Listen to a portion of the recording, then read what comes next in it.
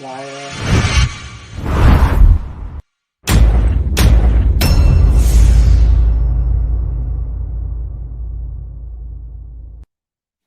All right. Shabbat shalom. Shabbat shalom. Shabbat shalom. We are back. Oh yeah. Yeah. Continuing with our look at the triennial Torah portion. We this week are going to be looking at Bereshit, Genesis chapter 37. Genesis chapter 37, which is entitled Toldot, Yaakov. Toldot, Yaakov. Generations of Jacob. Generations of Jacob. So we are going to go ahead and look at our chapter for this week. We'll probably just go ahead and read through, as per usual, the entire chapter, and then we will come back and discuss. This week actually will be kind of looking at some of the parallels between Yosef and Yeshua. So we'll go ahead and see what we're able to discover within the text. So let me go ahead and pull up Genesis, Bereshit, chapter 37. We'll go ahead and read through that here. Put this up on the screen here.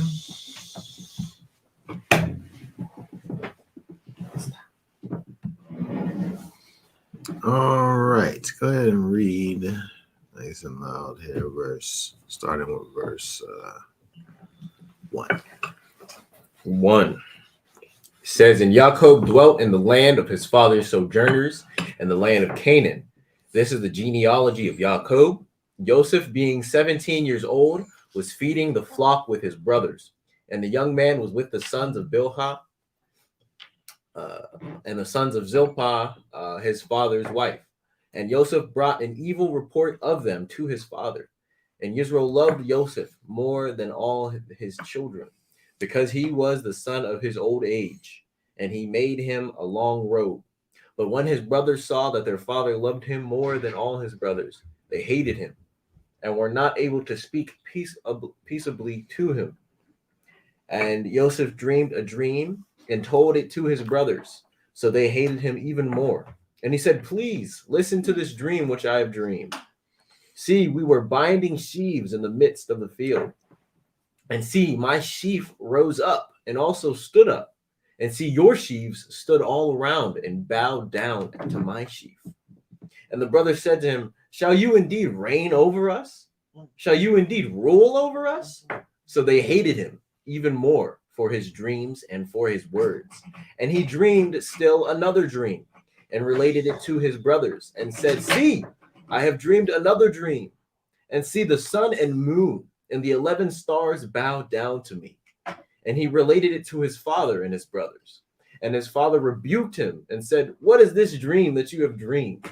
Shall we, your mother and I, and your brothers indeed come to bow down to the earth before you?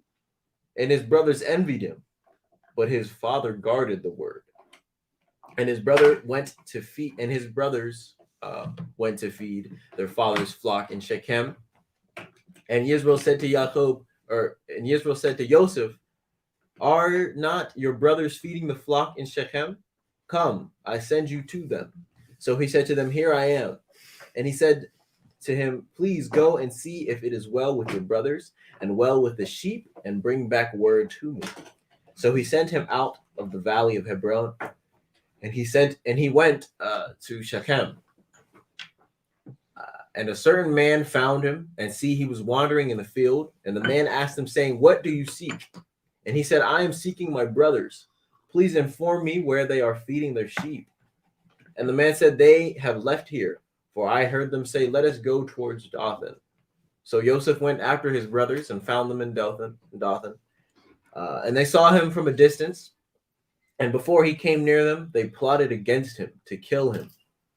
And they said to each other, "See, this master of dreams is coming. Now then, come and let us now kill him and throw him into some pit, and shall say some wild beast had devoured him. Let us then see what comes of his dreams." But Reuben heard and rescued him from their hands, and said, "Let us not strike his being." And Reuben said to them, "Shed no blood. Throw him into this pit which is in the wilderness, and do not lay a hand on him, in order to rescue him out of their hands and bring him back to his father." So it came to be, when Yosef had come to his brothers, that they stripped Yosef of his robe and the long robe which was on him. And they took him and threw him into a pit, and the pit was empty. There was no water in it. And they sat down to eat a meal, and they lifted their eyes and looked, and saw a company of Ishmaelites coming from Gilead with their camels, bearing spices and balm and myrrh, going to take them down to Mitzrayim. And Yehuda said to his brothers, "What would we gain if we kill our brother and conceal his blood? Come and let us sell him to the Ishmaelites, and let not our hand be upon him, for he is our brother, our flesh." And his brothers listened. And Midianite traders passed by, so they pulled Yosef up and lifted him out of the pit and sold him to the Ishmaelites for 20 pieces of silver. And they took Yosef to Mitzrayim. And Reuben returned to the pit, and see, Yosef was not in the pit. And he tore his garments. And he returned to his brothers and said, "The boy is gone. And I, where am I to go?" So they took Yosef's robe, slew a male goat, and dipped the robe in the blood, and sent the long robe and brought it to their father, and said, "We have found this. Please look, is it the robe of your son or not?" And he recognized it and said, "It is my son's robe. An evil beast has devoured him. Yosef is torn to pieces." And Jacob tore his garments and put sackcloth on his waist, and mourned for his son many days. And all his sons and all his daughters arose to comfort him, but he refused to be comforted. And he said, "Now let me go down into Sheol to my son in mourning." So his father wept for him. And the Midianites had sold him in Mitzrayim to Potiphar, an officer of Pharaoh and captain of the guard. All right. Okay, very good. Let us go back to the beginning and look over here. A few things.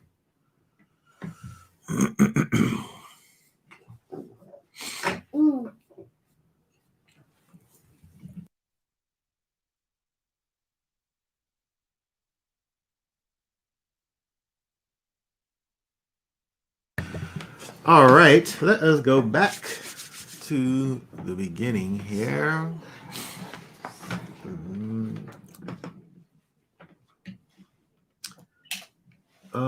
Verse 2 here. Start at verse 2. This is the genealogy of Yaakov. It's interesting that we see here that another example. I'm pretty sure there's at least 11 of these in scripture here. These Toldots. This is the genealogy of thus and so. Here we have the genealogy of Yaakov. It's interesting. Here, let me get our tools here. Spoke about this Many times when you think about this is the genealogy of, like we just saw the genealogy of Esau. Um, and it went through the different offsprings of Esau. And so when we look at here, when we see this is a genealogy of Yaakov, and then it doesn't really begin to say like Yaakov begot this one and Yaakov begot that one. It begins to kind of give you a story. Yeah. And so it's interesting when we look at this word here, Toldot. If I can find my cursor. Let's look at the word study, Bible word study dictionary. Oh, I have to hold on 1 second. Maybe this. Let's put this over here. Make this a little larger. And let's look at our word.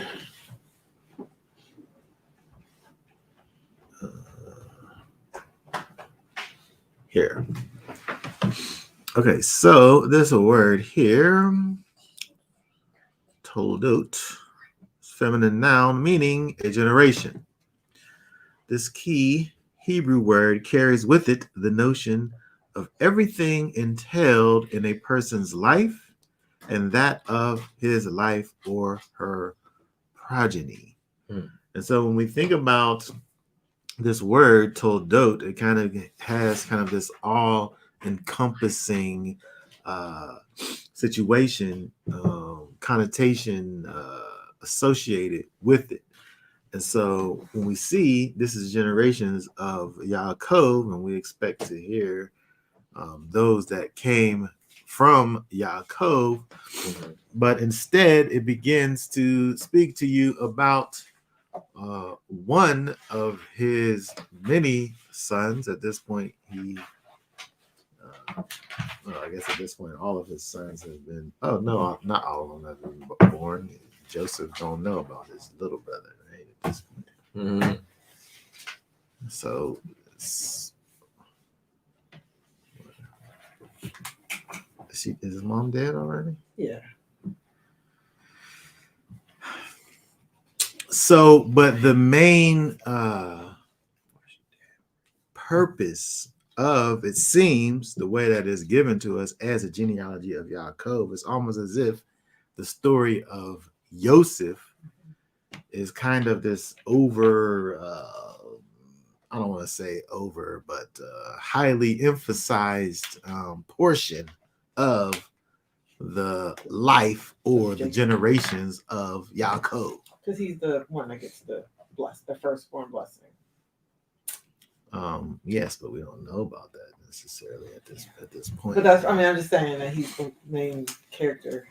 It seems as if he's the main character of Jacob's life is Yosef, right? And so we get some insight into the importance, the significance of Joseph, even by the way that this chapter begins in terms of is saying this is the generations of Yaakov, and then the very next thing that it says is Yosef. And I could tell because Yosef is almost 3. What? Back to talking Wait a about second. Yosef again. Wait a second. Why did that automatically cause you to start talking about Yosef? He said, I'm Yosef.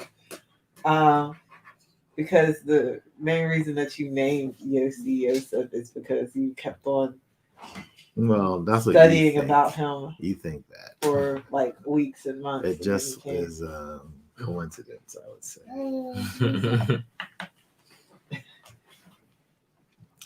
Yeah.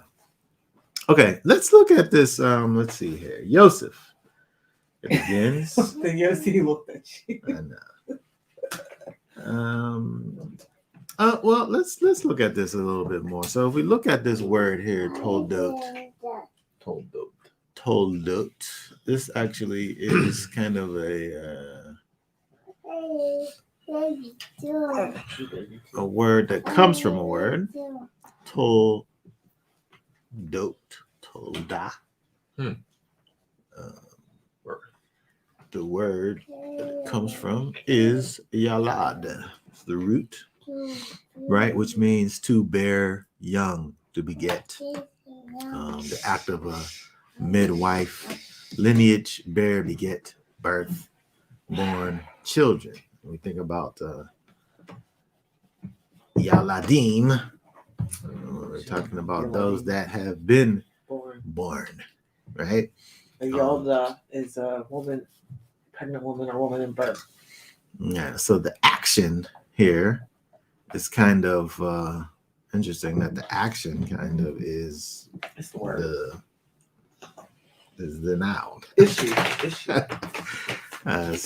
Just the language is very interesting here. But so when we think about again the significance of Yosef, again when we look at this word here, Toldot, and its meaning, the text itself brings Yosef up to the forefront. And so it's interesting when we look at the text, when we look at what it gives us over here, we have this young 17-year-old Yosef. And it's funny, it's interesting when I think about this because, an interesting thing happened to me this week. Mm-hmm. Something that I actually wanted to happen to me for a very long time. And finally, after all of these years, I've been living in this house now for, I don't know, how many years we've been living here? 16. About 16 years I've been living here in this house, and never, not even once, has Mormons come to my house. Oh, Father. I've seen them on my street. It's almost as if they just walked right past my house and totally forsaken me. And they didn't even want to talk to me for whatever reason, these Mormons. And they talk to everyone. They go around and they talk to people and knock on people's doors. And I've been there for 16 years, and I know that there's been a Mormon presence in the area, and they've never came and talked to me. I kind of felt slighted. And so recently, some Mormons came and knocked on my door. Two elders came and knocked on my door, and I was compelled to ask these elders their ages because they looked like babies. They literally looked like babies. They had these little baby faces. They saw the Mezuzah. Maybe they did. Kept on going. Yeah. That's why they kept going. Maybe these ones are so young they didn't even know what that was. Maybe I don't know. But I was looked at them and I was compelled to ask them, how old they were. And these little kids were 19 years old, both of them, 19. They literally look like kids. They look like Hiskey. They look like babies. They look like Hiskey's contemporaries, even though they had them by a few years. But saying all that just to say, when you think about a 17-year-old or even a 19-year-old, it's not much of a difference between a 17-year-old and a 19-year-old. You see immaturity. You see just youthfulness. And it's interesting that when we have, at this point, little Yosef, who's 17, right? I can just imagine him, out here, feeding the flock, as it says, with his brothers. Maybe, they're doing whatever they're doing, and maybe they're doing their thing quite vigorously, yes, with much fervor. And then the young Yosef, he's keeping up with his older brothers, and he's looking to them, and he's seeing them, and he's emulating them, right? This young Yosef. But as soon as we find out about this little 17-year-old Yosef, we see that he's out here coupled with the sons of the servants, which kind of caused me to really think about, because of what we learn about Yosef and his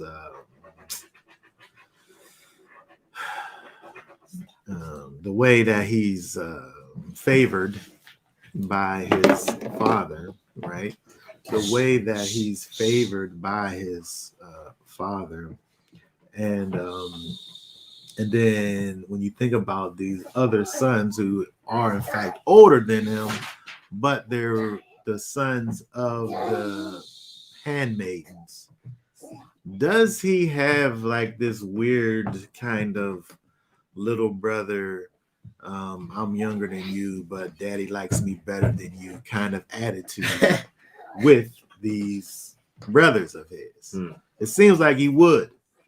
It seemed like he's just this little spoiled little thing that has this kind of weird relationship where he, you know, is like above the older brothers. And so it's interesting that when we see over here down in, let me pull this back up again. When we see up here in verse 2, where it says that Yosef brought an evil report of them, his brothers, to his father. I want to first of all just look at let's go ahead and look at we talked about this recently, but I want to just bring it up some here. If we look at hold on one second. Yosef.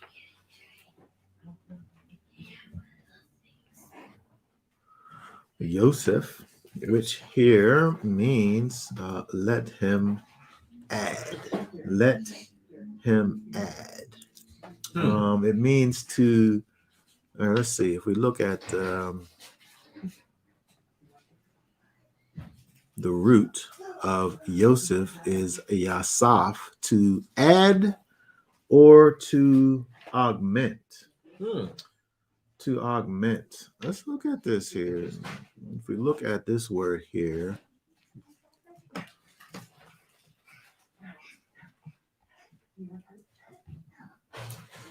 let's see here.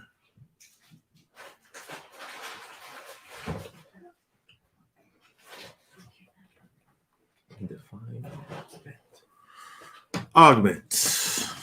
All right, let's make this a little bit larger. To augment means to increase, to enlarge in size or extent, to swell, to make bigger, as to augment an army or by reinforcement. Now, when you think about reinforcements, right? When you think about reinforcements, you're kind of fortifying your army situation by adding men, right? You're making a thing, you're making it bigger, but you're also making that thing stronger, right? When you're increasing an army, right? So when we think about the idea of augmenting, to increase, to swell, to grow larger, all of these things give you the idea of, yes, it's getting bigger, but in order for something to get bigger or to increase, that is the idea of change is involved, right? Change, and in this case, to a positive situation, right? And so when we think about the way in which Yosef, came into being, right? She wanted to have a child, and it said over here, let's just go over to it real quick here. Chapter 30, read 23 and 24 right there. 23. And she conceived and bore a son, and said, Elohim has taken away my reproach. So she called his name Yosef, and said, Yahweh has added to me another son. Okay, so this is interesting the way that this is even given to us here, because what happened to her was, it says Elohim is taking something away, right? Something was taken away, and then what she called him was that Yahweh has added to me, right? So that's interesting. Let's see. Yeah, let's look at this real quick here.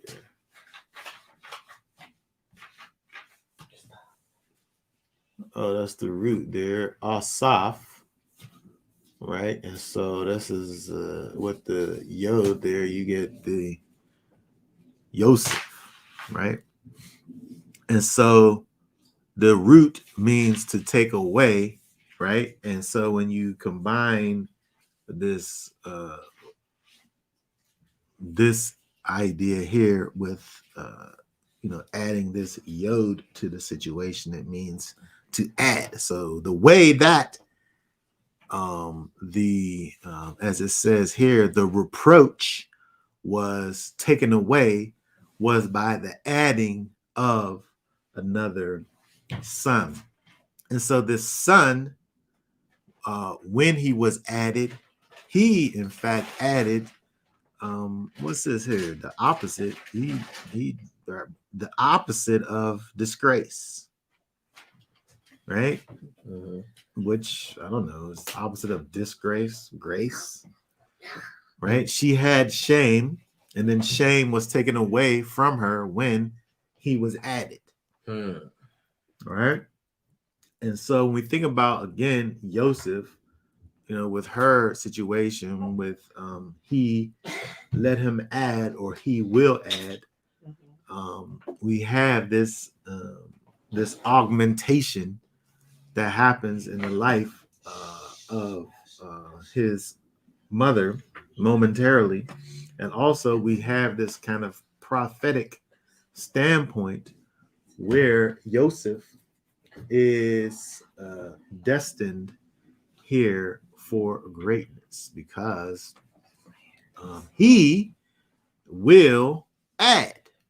Yosef, right?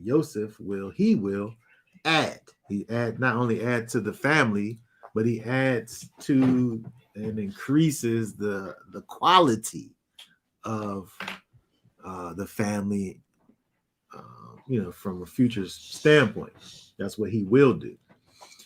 It's a future prophetic and a current situation. Yes, like he instantly added, in terms of there was 10 and then he made 11, right? And then we think about the from a prophetic standpoint, what he actually will do for them in the future, right? And then what also he's getting kind of these visions of where he's not able to fully understand probably the gravity of all of these things, right? But his name is in fact this prophetic name. But not only is it the fact that he is his name has this prophetic significance in regards to who he is, but it also points to Messiah. We're able to look at Yosef and his life and see parallels between Yosef and Messiah. Let's look at Ephesians. Read Ephesians chapter 3. Start reading at verse 14 there. Let's read to the end.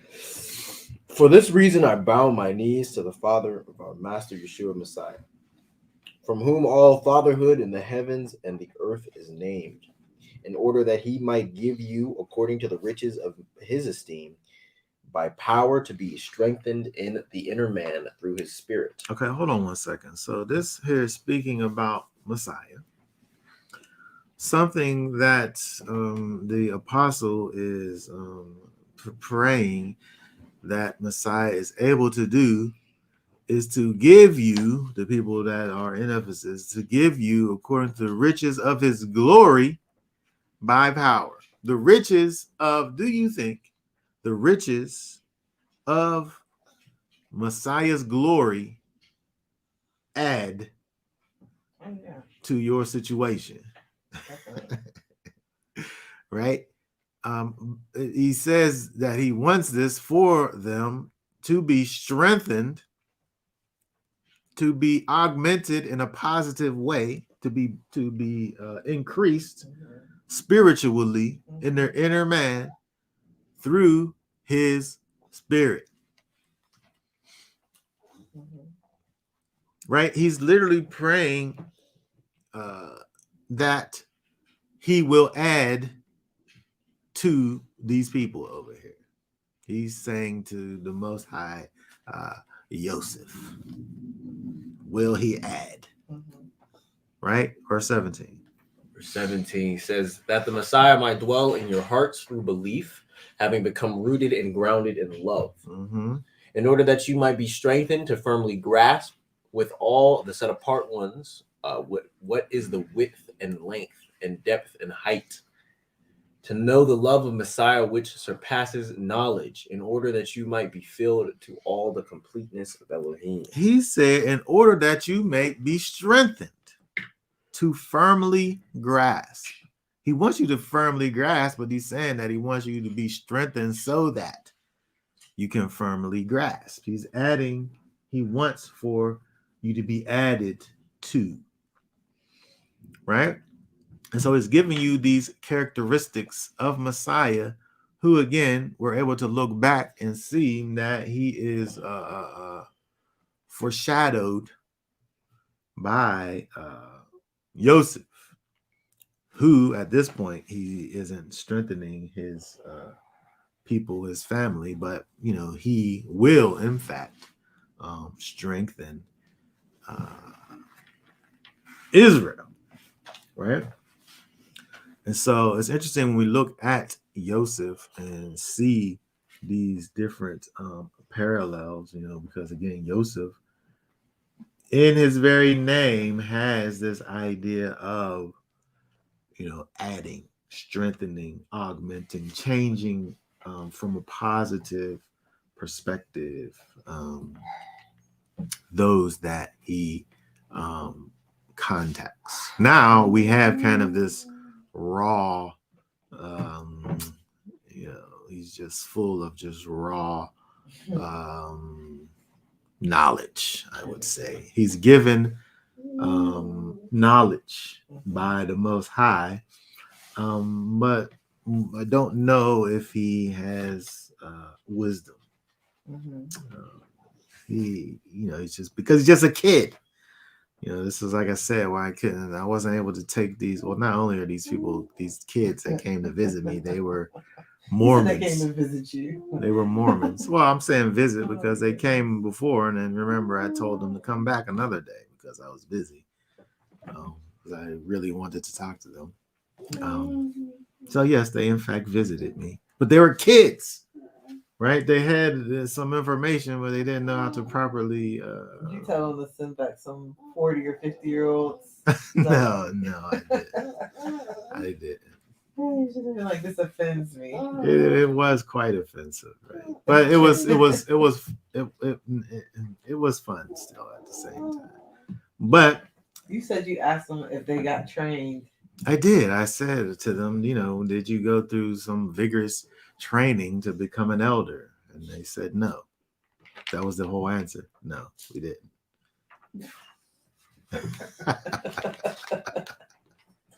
It's just unqualified. But that is something that is that goes with youth, right? You're just young, just Whippersnapper. unshaped, raw information. Like you have all of this information, this knowledge, but wisdom isn't there. It's not there, right? It's just potential, right? It's just huge potential. There's potential for greatness, Yeah. but it's not there yet. Yeah. And so we see that with Yosef. Something let's look at this. Let me see if I can't make this bigger here. Because when we look at Yosef, let's see if this gives it to us here. Yes, we're able to see let's see if we see the 4-letter version of Yosef.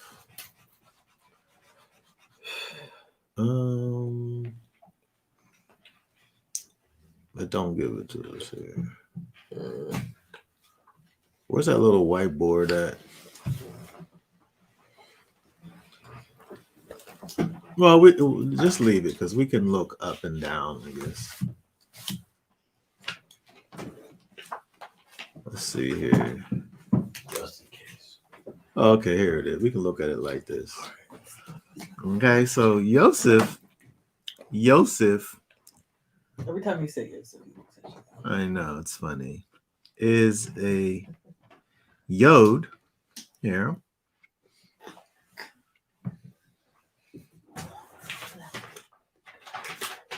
Hold on. Let's see here.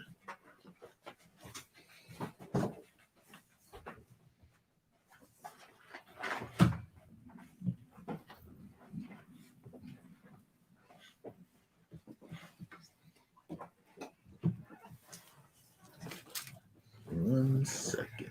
Yeah.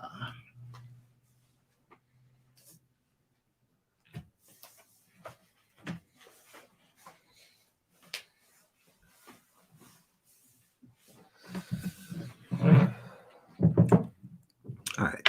So we have, if we were going to look at what this has here, Yosef is a yod first, right? So we have our yod, which is the arm and the hand, right? And the arm kind of comes down, if you see, kind of comes down, and over here there's the hand. So the hand and the arm is what we do our work with. You know, whatever kind of work you do it with your hand and your arm. Even if you're just sitting somewhere typing, right? You can't do it without your arm. So we think about the idea of work. But the hand comes down. The hand comes down and does. Right? The hand comes down and does things, right? Whatever the things are, right? And so we see that with the yod, this arm, this hand coming down and doing things. And then after the yod, we have the vav, right? That's why we got to look up here and see this vav right here, which is the tent peg, right? And the tent peg is the thing that adds. It adds to, and it not only adds, but it secures. And so when we're thinking about Yosef, the Most High came down with his arm and added to this family here with Yosef, right? And so with his name having the significance of this hand that comes down and adds to and secures, but also we also have this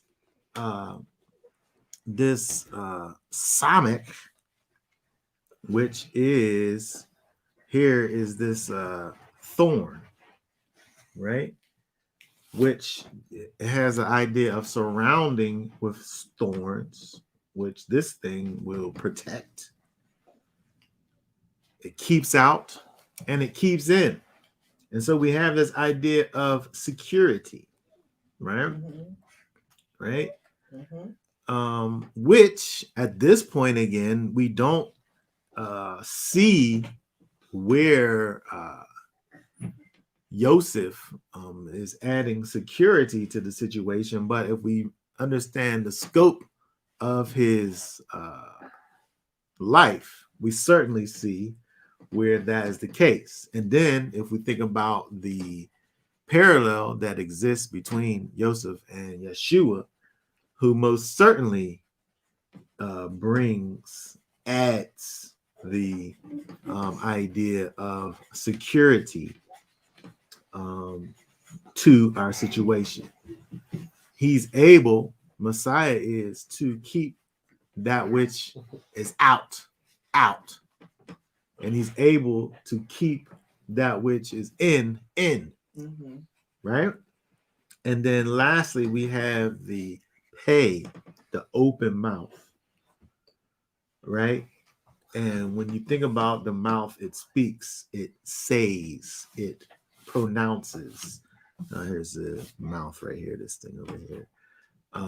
It blows, right? But the mouth manifests the internal. The mouth does. What's on the inside. The mouth allows the unseen to be manifest. Look at this here. Let's look at this real quick here. Let's go to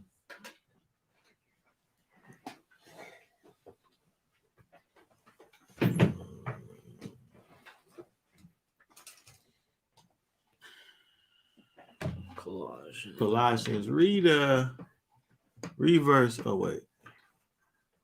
Colossians 1. How far do we gotta go up to get a beginning of a sentence here? Let's see.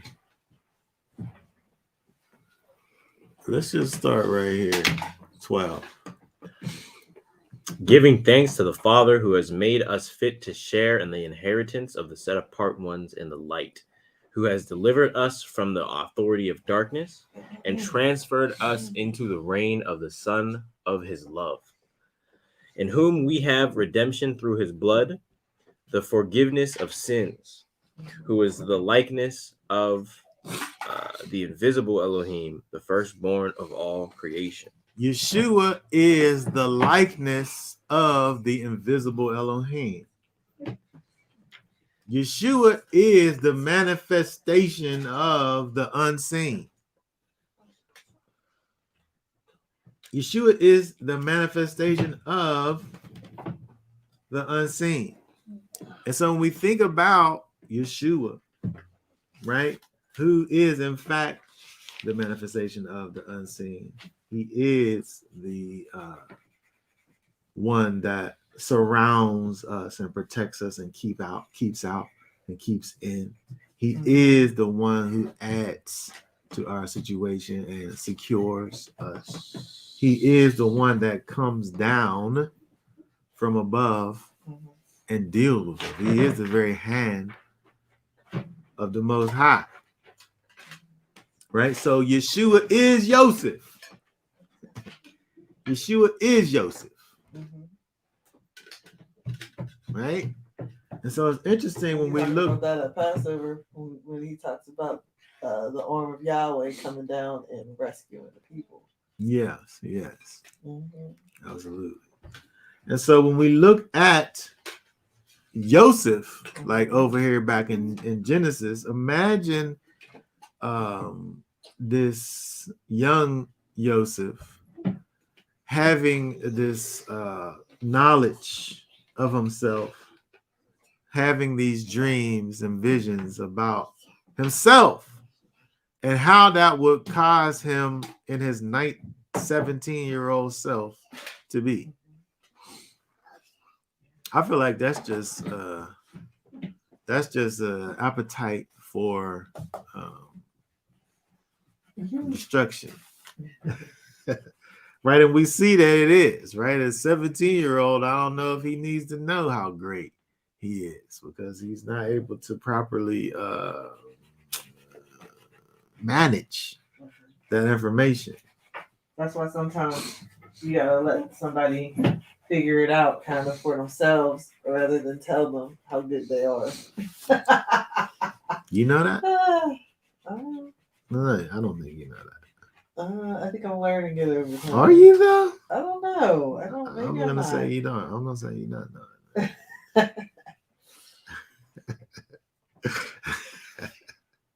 And so it's interesting. Again, now especially in the situation that we see over here, right? We have Yosef, who's with the sons of the handmaids. He's hanging out with Dan and Naphtali and Gad and Asher, right? He's hanging out with these quote unquote lesser siblings, Oh my goodness. right? And so it would be easy then for him to have these evil reports to even make about his brothers, because potentially he already has kind of this thing about himself where he's he's the chosen one, right? He is the chosen one, right? So he has these older brothers who potentially, I don't know how close they were in age, but we know that they are his older brothers. But he is not only the favorite, but he's from the favorite wife, right? Mm-hmm. And so when we get down to verse 3,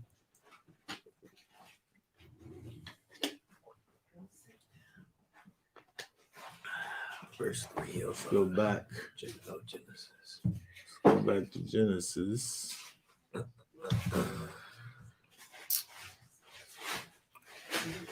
When we get back to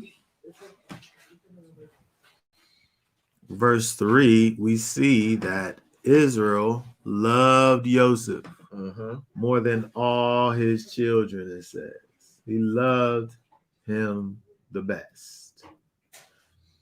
Okay. Let's look at what it says in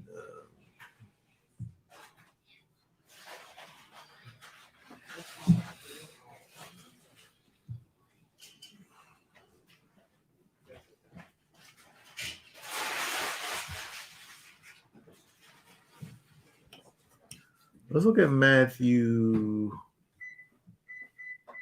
What's this say? Matthew 3. Read 16 and 17.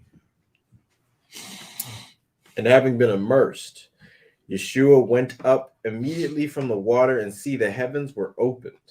And he saw the Spirit of Elohim descending like a dove and coming upon him. That's a dove right there. Dove. Like a dove and coming upon him. And see a voice out of the heavens saying, "This is my son, the beloved, in whom I delight."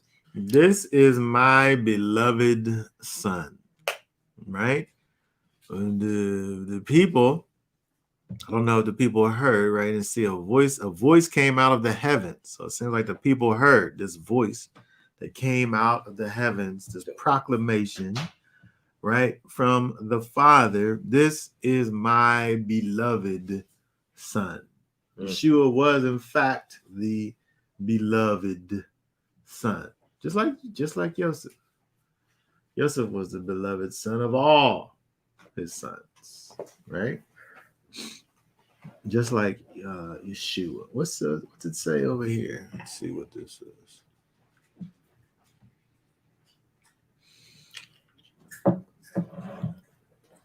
Matthew.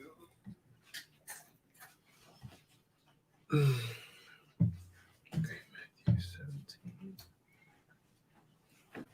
Verse 5 right there. It says, While he was still speaking, see, a bright cloud overshadowed them. And see, a voice came out of the cloud saying, "This is my son, the beloved in whom I delight. Hear him. Okay, right. So we see now these kind of connections, right? These parallels where Yeshua, beloved son, Yosef, beloved son. We think about Yeshua back when he was just a little child, right? He was a young child, hanging out with the elders, with the elders in the temple, right? When the family went up to Israel for the Passover to Jerusalem, right? He's talking to the people. It's time to go. His parents leave out, and he don't know where they at, and they don't know where he at, because he over there, as he say, about my father's business. Meanwhile, his dad's probably like, if you don't get your little butt over here, I'm about my father's business. Boy, if you don't get your little about my father's business, look yourself over here.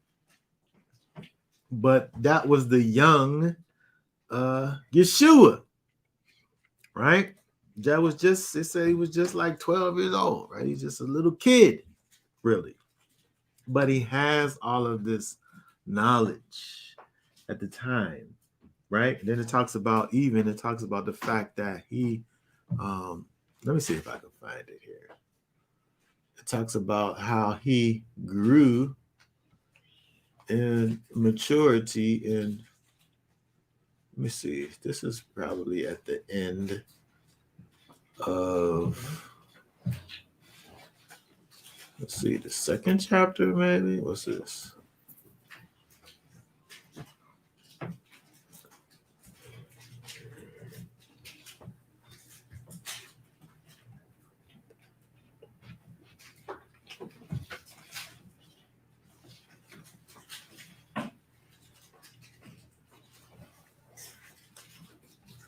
I don't remember where it's at.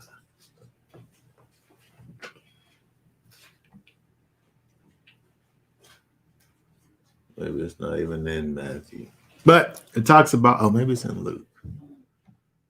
If I can't just find it in Luke, I'm just going to keep on.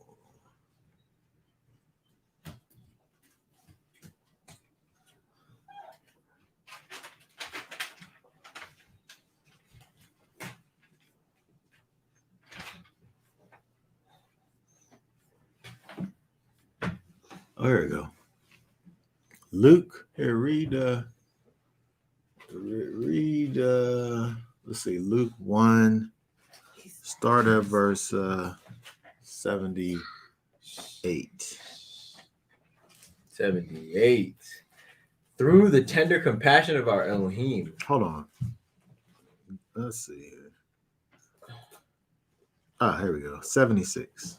And you, child, shall be called the prophet of the Most High, for you shall go before the face of Yahweh to prepare his ways, to give knowledge of deliverance to his people by the forgiveness of their sins, through the tender compassion of our Elohim, with which the daybreak from on high has looked upon us, to give light to those who sit in darkness and the shadow of death, to guide our feet into the way of peace. And the child grew and became strong in spirit, and was in the deserts until the day of showing himself openly to Israel. Okay, right. So we see over here, hold on. So we see over here the idea of this child that's given this prophecy about this child to grow strong in spirit. And so you have the idea of growing, right, in the spirit, right? And so we see this idea of, a maturation process that is necessary. So there's all of these things that are associated with, we think about Yeshua, in his physical self, right? And he was, in fact, a human who it was necessary for him to grow, right? And so the same thing is true with Yosef, who he has these prophecies that are spoken about him, where he has this information that's given to him, but he needs to grow into it, right? And so his brothers, they want to kill him, right? They want to kill him because of the fact that he, he goes around, he talks to his brothers. It says, if we go back to chapter 37 and verse 3, read verse 3 right now. And Israel loved Yosef more than all his children, because he was the son of his old age. And he made him a long robe. Hold on, it said what? Say it again. And he made him a long robe. 34 said he loved Joseph more than all his children. I'm saying that you can't be saying this kinds of things, right? In terms of dealing with your children, right? Because you're gonna cause problems, which it seems like problems was caused when you sit up here and talk about loving these kids, one more so than the other. You are just the favorites. I love you the best, right? This made his brothers, this is literally what happened. Israel loved Yosef more than all his children. In verse 4, his brothers saw that his father loved him more than all his brothers, and they hated him.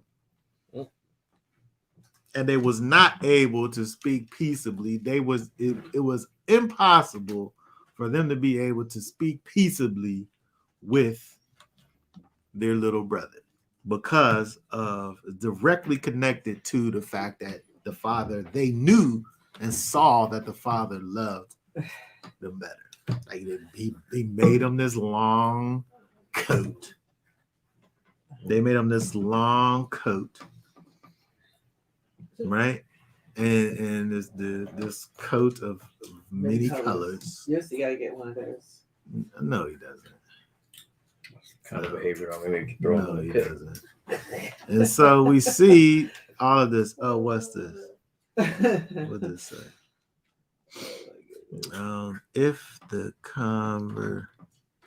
conversation had went further with the Mormons, they would have said that Joseph Smith was the Joseph of the day that published the Book of Mormon in church. Yeah, those. Did they say that to you? They probably did tell you that. Yeah, they told me that Joseph Smith. That's the whole spiel, right? He got the revelation. I learned many things. I don't want to go into all the things that I learned. I literally did learn something that They taught you something. I forgot. Well, I forgot what I knew about the Mormons, and then they told me something that I didn't think that I heard before. I thought it was interesting. But I did think it was interesting, yeah. And now we got Hebrew Mormons. I know, which doesn't make any sense. To me, it's just goofy. Yeah, Hebrews who are reading the Book of Mormon and believing it. Yeah, it's very strange. It's very strange. Yes. But this partiality, right? This partiality that we see that literally caused the brothers of Yosef to hate him. Right? It says that they literally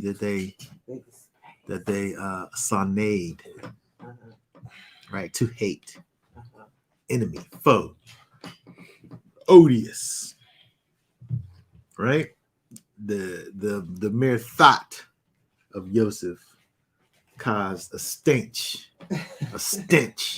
in their nostrils, right? They be odious, right? Is this righteous is this righteous love that Israel had.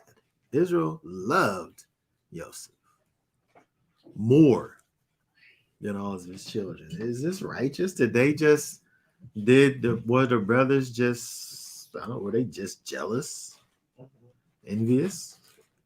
Well, they were envious.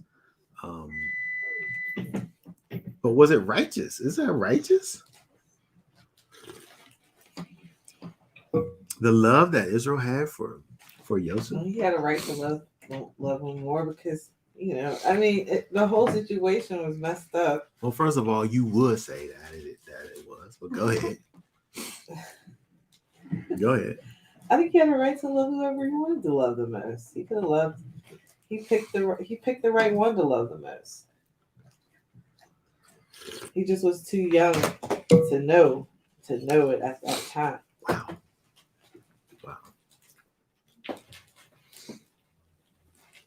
So you saying love can be based on partiality? Oh yeah, definitely. Wow. I just love you because of the only reason he loved him like that was because that was of his favorite wife. And it finally relieved him of having to hear her complain to him all the time. I mean, there were just so many things attached to that. I mean, he stopped having to hear her complain about not having a child over and over and over again. When he came into the world, he probably brought sunshine into his life. Oh my goodness. Okay.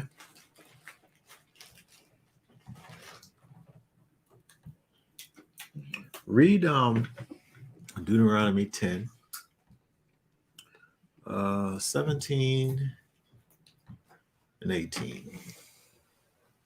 For Yahweh your Elohim is Elohim of mighty ones and master of masters, the great El, mighty and awesome, who shows no partiality nor takes a bribe.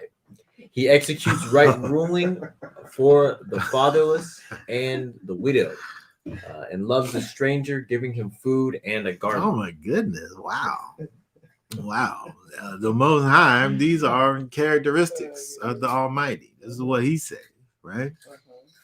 It said that he is awesome. He's mighty and awesome. And he shows no partiality or take a bribe.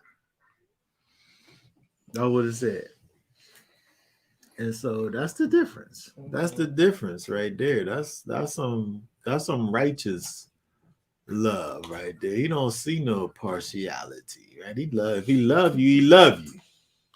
Right? If I love you, I love you. If I don't, I don't. But I can't love one more than the other. Either I love you and hate the other, or I don't, or I just love you, right? What did this say over here? Malachi 2. Read 8 and 9 right there. But you have turned from the way, you have caused many to stumble in the Torah. You have corrupted the covenant of Levi, said Yahweh of hosts. And I also shall make you despised and low before all the people, because you are not guarding my ways and are showing partiality in the Torah. All right. Because the Torah was against partiality, right? And so these people was getting this judgment because they was doing the opposite of what the law, statutes, and commands has said. And so we dealing with Yosef and Yisrael, prior, of course, to the codification of the Torah, but we still dealing with the character of the Most High that he's given, to the extent that he is given to his people, Israel. And so we have, when we think about it, even though here, let's talk about this. Let's talk about this for a second here. This comment here. No matter what Yosef says, the brothers are contentious toward him. Y'all's hand is all in it. This is divine providence intervention. Divine providence / intervention in motion. Okay, so you're equating Mhm. divine providence with intervention and motion. Let's see if this is adding to what you already said. Jacob cannot fully see or know what is to come. This is why no matter what we go through, we must trust Yah is in control. He's ordering our steps way before we can see in full. Yes. Okay. All right. Well, yes. I agree. I agree with this part more than I agree with this part. Not that I disagree. I probably would. I mean, this is your thoughts. You can think whatever you want to think, right? I'm not sure exactly about this as far as being equivalent to one another. Only to say that when we think about the actions, right? Let's just talk about partiality here for a moment, right? Because if we're dealing with something that is anti, right? We see where the Most High is putting judgment in action because of partiality, right? And so even though we're able to look at the life of Yosef and see that it was necessary for him to go and be thrown in the pit, and for all of that stuff to happen, for him to end up in Egypt, for him to have everything that happens over in Egypt and all that to work together for the good for those that love the Lord, right? Until that gets to that point, though, you got to deal with your reality of right now. What happens to Yosef is judgment to Jacob. There's nothing good about him losing his child. He got that kind of that hot coals put on him, and his life was literally on hold the entire time. That you talking about how many years? That was what. He's going through it for that amount of time. He's going through it. He's in the pit. Whenever he found out that he was still alive, he said that his soul was revived. There's no blessing that he's experiencing as a result of this. For those years. Yeah. People don't even live that long. There's people that die in their 20s. He was gone for like 30 years. How long was he gone? Yeah, look back. Fact check it. I'm just saying, it wasn't a month, it wasn't a day, it was a lifetime that he was gone. So much so that they didn't even know who he was. Like he left as a kid. When they met back up with him, they wasn't able to even recognize who he was. So I'm saying that time that he suffered, even though he was blessed after the fact, there was a blessing that came after the fact. He was literally going through a curse. It said his life was a curse that time. You said what now? 13 years.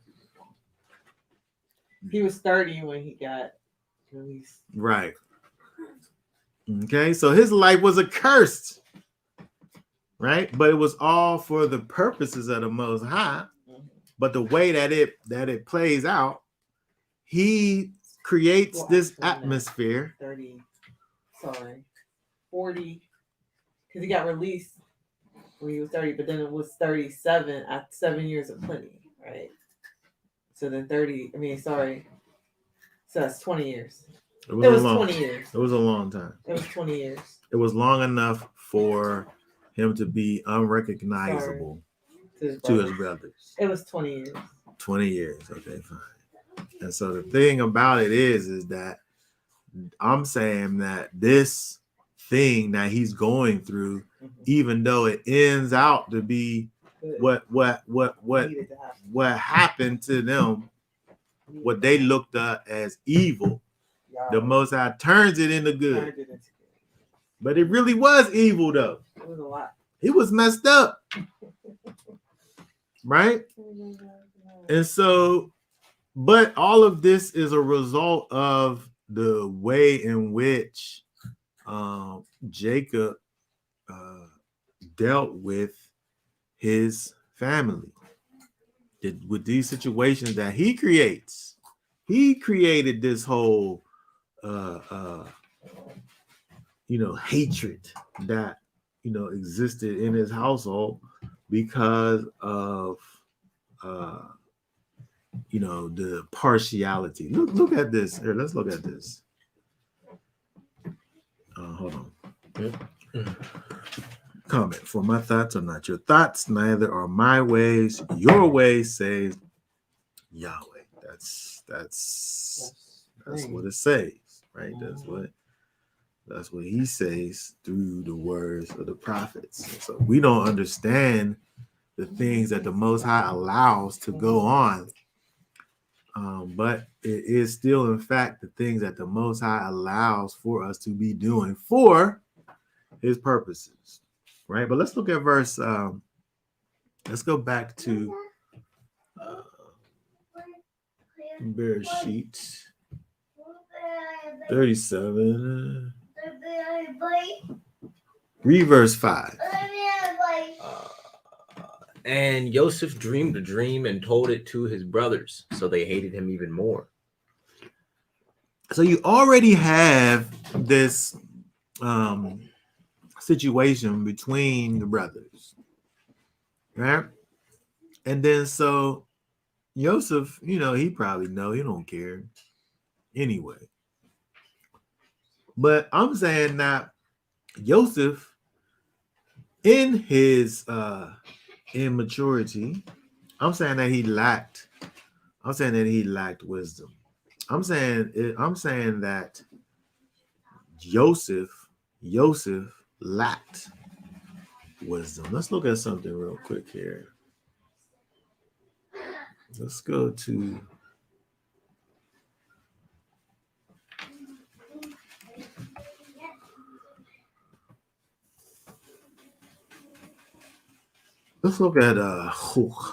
Chokhmah. Wisdom. Wisdom is to be skillful, right? It's better described here over here. Experience, shrewdness, right? So when we think about the idea of shrewdness, this is one of the wisdom words that cluster in Proverbs, Ecclesiastes, Job, and other wisdom literature scattered throughout the Old Testament. The high point of this word and its concept is reached in these verses here, particularly Proverbs chapter 8, which really deals with explaining to us wisdom and the mind of the Most High. It says that wisdom is personified, and we see that there. It's Elohim's gracious creation and is thus inherent in the created order. What did I want to see from this here?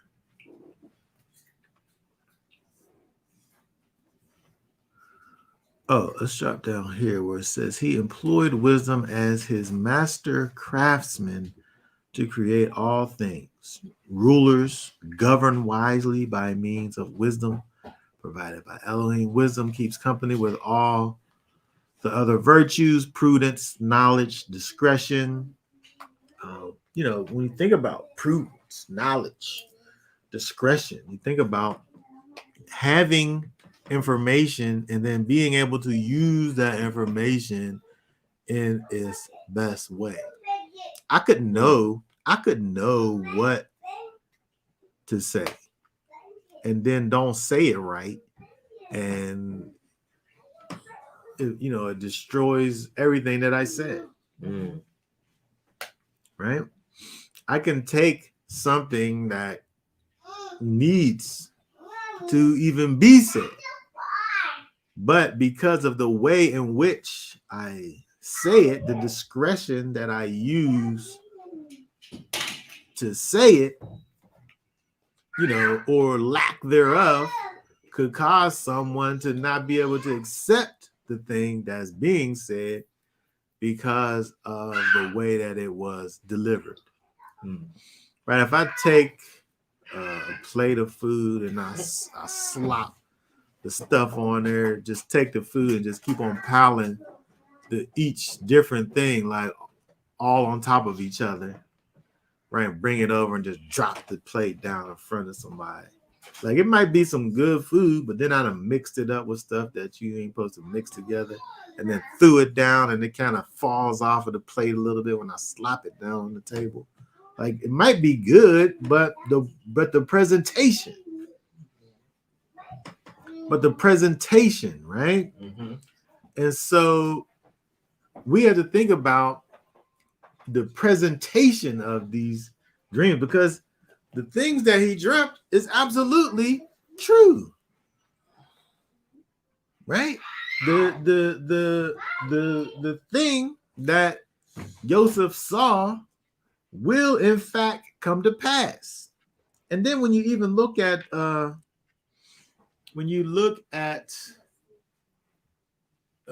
what's it say here?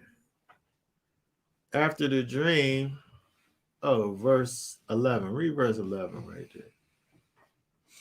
And his brothers envied him, but his father guarded the word. See, his father, he didn't want to hear that either. What you mean? What you mean that your mommy and daddy gonna sit up there and bow down to you? Like you thinking about like, is you crazy? He said, Yosef, is you crazy? Mm-hmm. But it says that he guarded the word. Like he took that thing and he put it somewhere in the recesses of his mind. And he put that thing under lock and key. He wasn't gonna forget it. Like he was just gonna keep that, under in his little closet, right? In his little secret place over there. He guarded that thing. Mm-hmm. Even though, even with the father, right? He don't like it, but it's like there might be some truth to what he's saying. I'm gonna remember this thing. And I'm gonna make sure that I guard this word, right? Even though what he said. So we could see even with the father, even with Israel, he has an understanding where it's kind of going beyond the emotion, because we see his emotional response. He's just it's. You sit up here talking about me and your mother and your brothers is gonna sit up here and bow down to you. But he guarded it, right? And so, but he has experience, right? He has experience, right? He's able to have a little bit of wisdom, something that I think that Yosef is lacking in over here. All right. What do we have over here? Comments. The beauty is that Yahweh positions each of us in situations, challenges, environments that will allow maximum potential for us to fulfill Yah's will for our lives. Master, orchestrator, conductor. Yes, it's interesting the way that the Most High works in our lives. And it's interesting when we look at the way that these things kind of play out, is that, all of these things, there's a greater purpose that they aren't able to see, in the middle of what's going on, because, the thing's literally happening to them. And so them going through these situations, like this is how it has to be. If, they had a happy family, his brothers don't get rid of him, right? It was necessary for all of these things. It was necessary for all of that dysfunction to take place so that, he can go away and come back.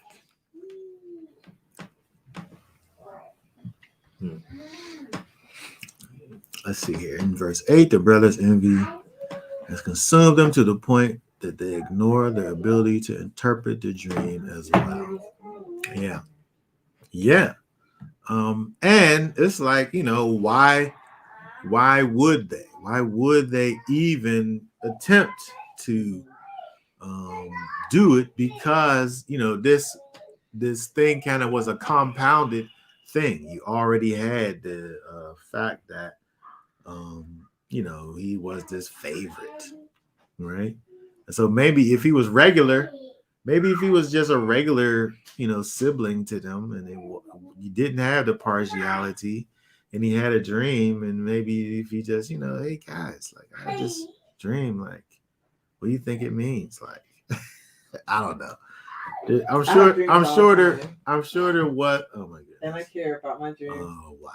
I'm sure that there's a way that he, in some alternative universe, there's a way for him to have told his brothers about his dreams and it not cause them to behave in that way. But with all of the different pieces, in this particular puzzle, this is what happens, right? Yeah, I mean, people do have dreams all the time. I heard Momo's dream this morning. Oh my goodness. Yes. Mm-hmm. It wasn't like Jacob's dream.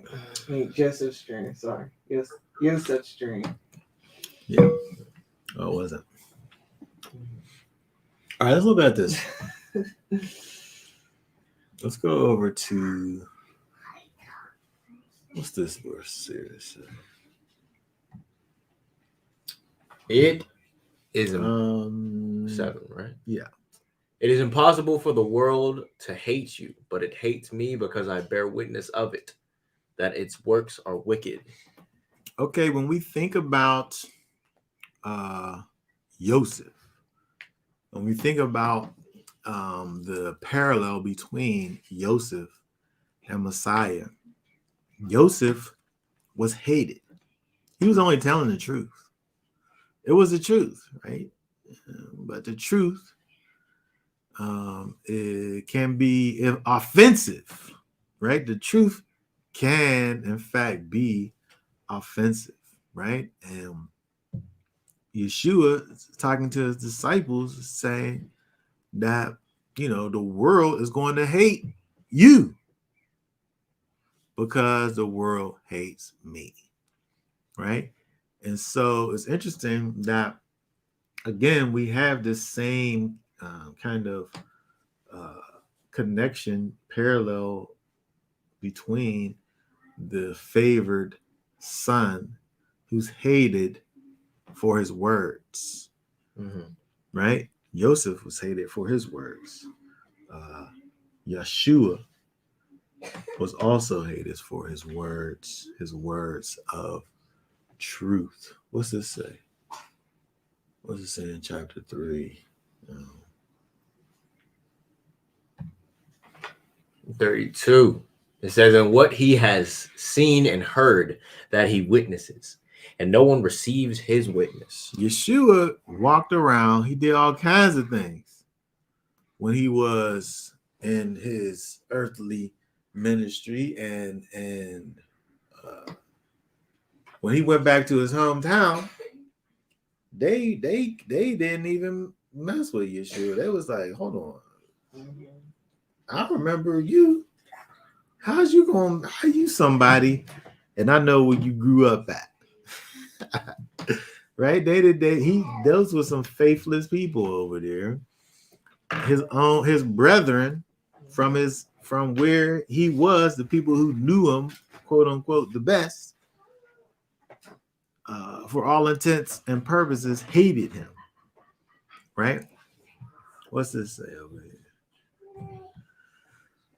He was obviously the favorite of the Most High as well, and the people most times, in their feelings, instead of identifying those who have been chosen to do great things, they start hating. Yes, when we think about emotions, right? Emotions, aren't connected to logic. Those two things are, in fact, disconnected from one another. And so emotions are illogical. It's all about things, how things make you feel, right? Responses to this or that. And so, that's what happens. And it clouds. It clouds the situation, right? And so when Yeshua was on the scene going around speaking his truth, the experts in the Torah should have been able to understand who he was. But their emotions, their physicality is a thing that caused them to be blind.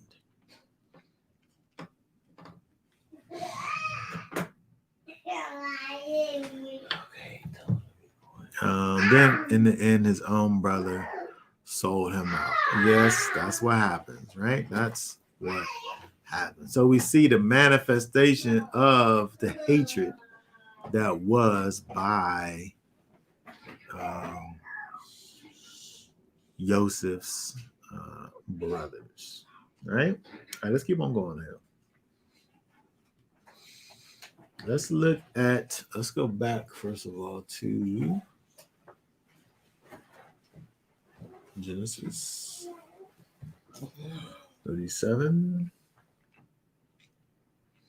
All right, so when we look at this dream that he has, right, let's see, what's this 9? Read from 9 down to 11. Yeah.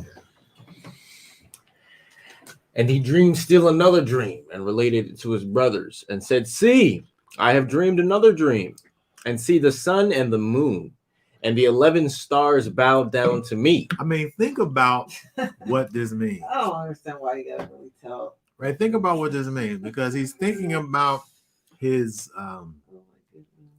eminence and power, right? Where the sun and the moon bow down to him, right? If you was just to say that the sun and the moon are as it seems Jacob interpreted this to mean him and his mother and his brothers, the sun and the moon, and these 11 stars to be their personal family, right? But when you just think about what that is, like before interpreting this, the sun and the moon, that's like everything. That's the highest of, in our physical realm. The sun and the moon bowing down to me. Okay, and so the what it takes for, I noticed the dream is something that came into his mind, unconsciously. Right? It's one thing to talk about, just some story or something that one makes up, right? But when we think about dreams, right, your dreams happen to you, right? And so when you think about this knowledge that's coming to you, now, once you've had this dream, now it's there to find out what it is that it may mean. And so when we look at this from Israel's perspective, he is able to see it from a family standpoint, but even that is pretty significant when you think about, he's at the top of the family, right? But I'm just saying the imagery of it being the sun and the moon and the stars, this is something that when we think about its messianic significance, where we think about Messiah, where it says that every knee will bow and every tongue will confess. There's nothing or no one, there's no thing or no one that will be greater than Messiah, and everybody is going to know. right? And so when we think about the connection between Yosef here in terms of this dream that he's having and the imagery, including the sun and the moon and the stars, we look at the parallel between Yeshua and Yosef. We can see this idea that we also see with Messiah, where everyone will in fact know when Messiah is revealed. Mhm. And it don't matter if you agree or not. You just gonna do it. It don't matter. Yes. So they might not agree with that, but they don't. Yeah. At the every knee will bow, every tongue confess. It's not even about when you get to the point of confessing with your mouth and believing in your heart. When they get you this, every knee shall bow, every tongue confess. Everybody who bow and everybody who confesses isn't the same as everybody being like saved and coming to salvation through Messiah. the knowledge of Messiah. This is the fact that this is the end of the situation, and everybody gonna know without a shadow of a doubt that he is in fact in control of everything. And man, I should have made better choices in my life. I should have known, and now I'm sitting up here seeing who Messiah in fact really is.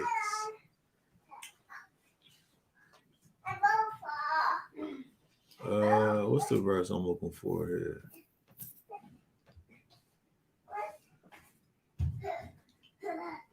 Oh, it is 52. Read 9 and 10 right here. Break forth into. Hold on 1 second.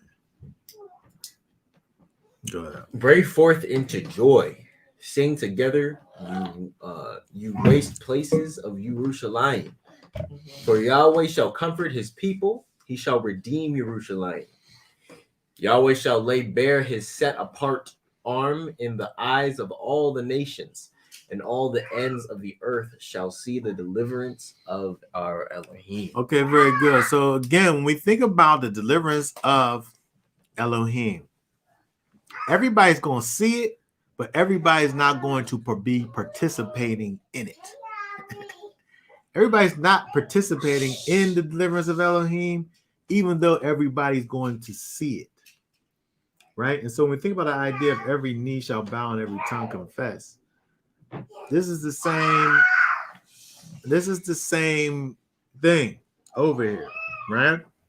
And so when we think about again the might and the power that exists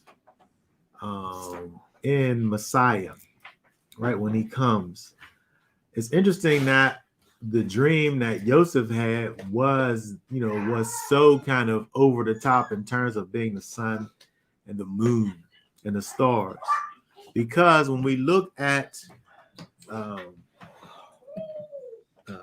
dream, again, we're able to see it from the family's perspective with the brothers and Israel and the family situation. But again, it's being this prophetic situation, and again, the parallels that we see between Messiah and Yosef.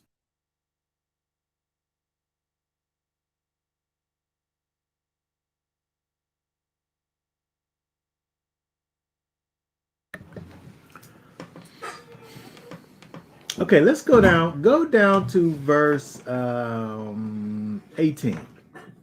Drop down to, hold on, let me go back to Yosef, stop. Let me go back to Genesis. Let's look at read again verses 18, 22. 18 down to 22. 18 to 22, and it says, and they saw him from a distance, and before he came near them, they plotted against him to kill him. And they said to each other, "See, this master of dreams is coming. Now then, come and let us know, and let us now kill him, and throw him into some pit, and shall say some wild beast had devoured him. Let us then see what comes of his dreams." But Reuben heard and rescued him from their hands, and said, "Let us not strike his being." It's interesting that Reuben, the most disrespectful of all the brothers, Reuben come along and wants to sit up here and say, this is our brother, man. We can't kill him. Meanwhile,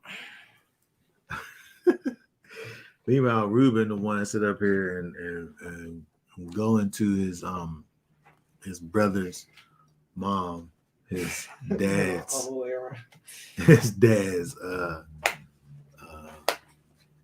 wife, right? I feel like Reuben kind of, maybe Reuben had a little bit of remorse for the things that he did, and he wanted to try to see if he was able to get back into the good graces. Like, let's go ahead and pretend like he's been lost, and then I'll come and rescue him and save the day, and bring everything back and all of that. It just seems like it seemed like he had these ulterior motives, right? That he was able to potentially right the wrong that he did. Like, I mean, I could see like some jealousy, like, but why did it get to be so far? Like, when they just was like, let's just kill him, let's just leave him in the pit and let's just kill him. And then why did he have to like be like let's take his clothes and make our dad believe that he was like ravished and killed by some wild beasts? We just had overactive imagination. Like, they didn't care, like, They didn't care about what it was going to cause, what was going to happen in the mind of their dad. It was just being as a result of all it was incredibly selfish. These things, all they wanted to do was to stop the bad, quote unquote, bad thing that was happening in their lives in terms of this partiality with Joseph. They had no thought to the consequences of the situation. They only thought about stopping the hurt, quote unquote. But they had no thoughts to what would happen as a result of them stopping it. And so it's interesting when we look at, that this situation, at how incredibly selfish, this thing is with them, right? And then also when we think about the parallels, Yosef, of course, being stripped of his garments, right? What's it say over here?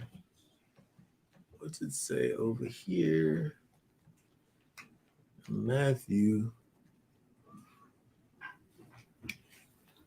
What's 27 and 28 say?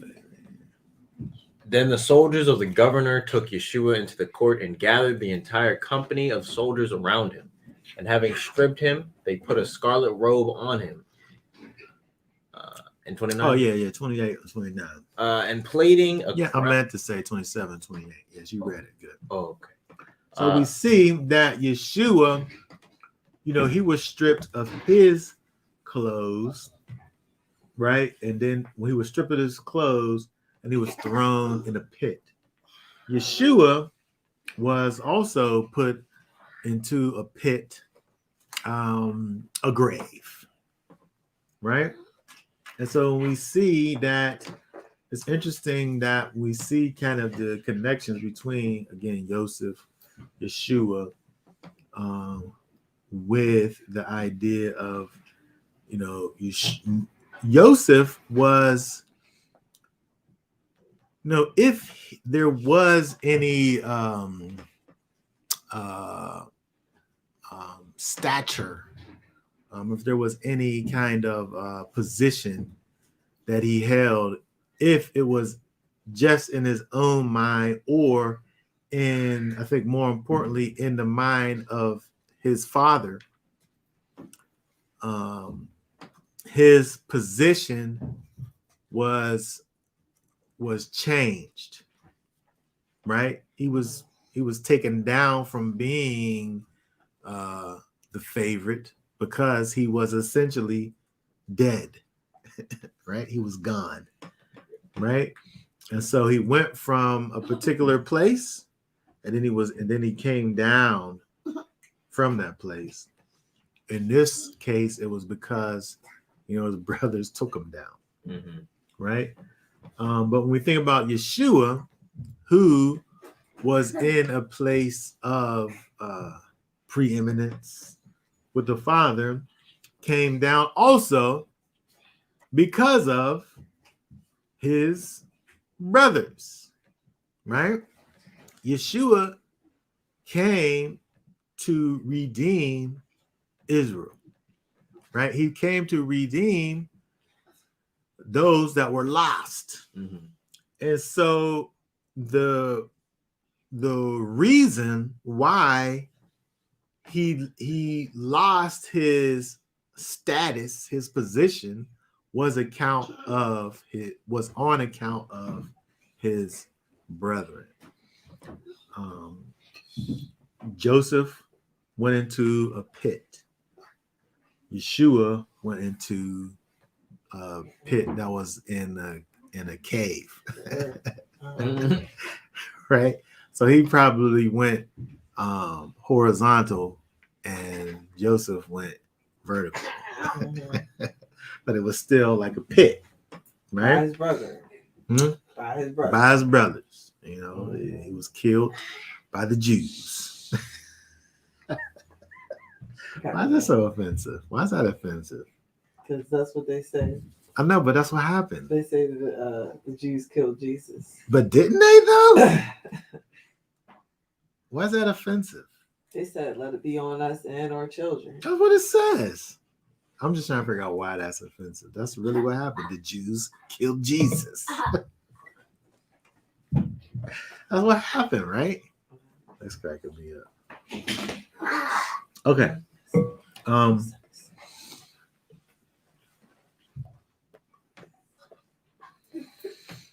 right. Let's go down. Let's look at a couple more things here. Let's look at, when we look at that's anti-Semitic. Yeah, but be careful. What? You don't want to be red listed. I don't have enough subscribers for anyone to ever see that, or to matter. Okay. That's funny. Anti-Semitic. All right, 37. Let's look at a couple more things. We see that Joseph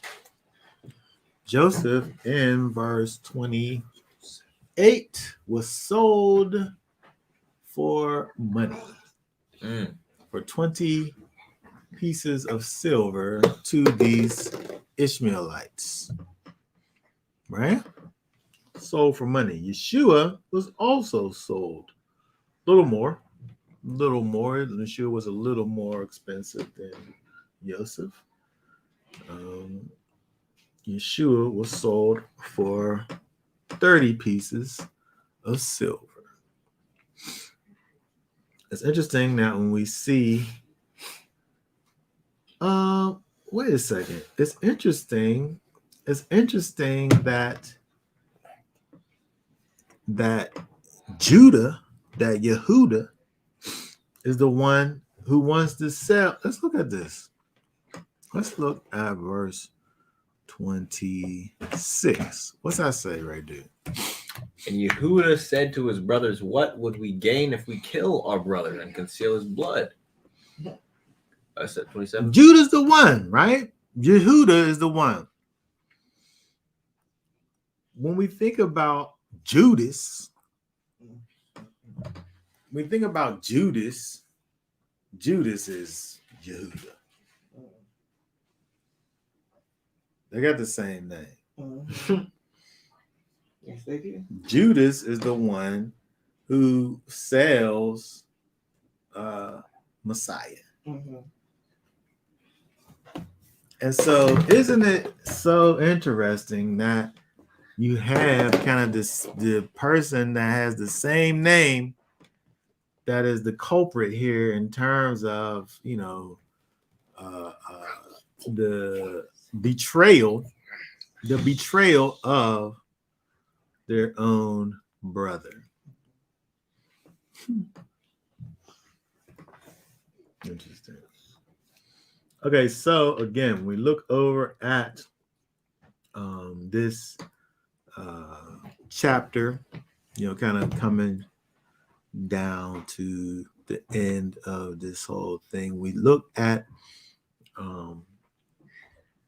seeing the way in which the brothers behave, the way that the brothers deal with their favorite brother, not their favorite brother, but the favorite of their father. And there's a little bit of remorse, maybe on the fact of Reuben, when he goes back to the pit and sees that his brother's not there. I think that's probably a selfish regret, because he in fact wanted to profit. He wanted to profit from the whole situation, right? And so, when we see, what happens in terms of him being carried off and sent away, and landing in the house of Potiphar and Mizraim, we see the beginning of what is about to happen with Joseph, and the way that we see these dreams even begin to be fulfilled. And so it's interesting, as we kind of come to an end with what we're talking about here right now with this chapter, just thinking about moving forward and seeing more of kind of the comparisons that exist between Yosef and Yeshua, and understanding that all of these things that they, the ways in which they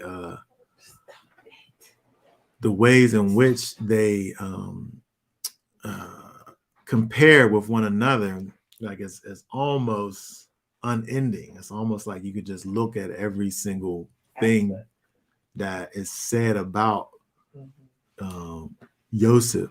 You're able to see something that parallels that thing with Messiah. And so when we think about the things that Messiah says to the Pharisees and the leaders at that time, when he says, if you read Moses, you read of me, when meanwhile there's no literal thought or word spoken of Yeshua explicitly, right? But he's talking about it from a spiritual perspective, right? We're able to look back and look into these words that was given to us from Moses, that was given to Moses from the Most High, and come away with an understanding of who Messiah is. And so we should always be able to look at the scriptures and be able to recognize and identify the fact that these words are teaching us of Messiah. It's showing us what it is that Messiah has done and is doing for us, and will continue to do for us, all the way up to eternity. So it's helpful for us all when we look at the Torah to always, not only think about what it's literally saying to us and understanding what the main ideas are that are literally given to us, but also thinking about from a spiritual perspective what it is that the scriptures are teaching us, because they're always giving us a picture of Messiah. Okay. All right. So that being said, unless we have any more questions, comments about anything, we'll go ahead and be done for now. I wanted to share this on the stream here because we're getting close to the Feast of Unleavened Bread. So we will, in fact, have we have internet over there, right? Yeah, what? Is there internet over there? We'll be using our internet. Oh, that is right. If they don't, I didn't ask. I didn't ask if we have access to Wi-Fi. We're going to make an attempt to stream from where we're going to be on the first day of Unleavened Bread. Probably about 1 o'clock. Probably at the regular time at 1 o'clock, yes. And so hopefully we'll be able to do so. If not, we'll probably still record. We'll record it. Yeah, if we can't put it up, we'll record it and post it up. But nonetheless, Thursday, April 6th, will be the first day of the Feast of Unleavened Bread. So I hope that we are all, in our minds thinking about these times that are ahead and getting ready to get the leaven out.